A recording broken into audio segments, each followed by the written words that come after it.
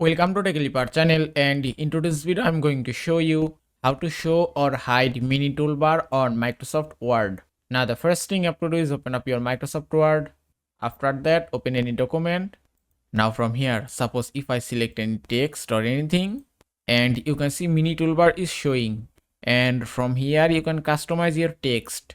Suppose you can bold text, italicize, underline, increase or decrease font size.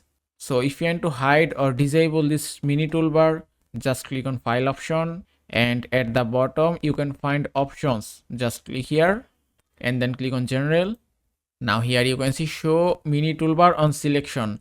If you want to hide your mini toolbar, just uncheck this option and then click on OK, and it's done. Now if I select any text, and you can see mini toolbar is don't showing, that means it's disabled now. Also, if you want to enable it again, just go to same option again, then you have to just check show mini toolbar option and then click on OK, and that's it. You can see it's enabled again. And that is how you can show or hide mini toolbar on Microsoft Word. I hope this video was helpful. If it was, please give it a thumbs up and don't forget to subscribe.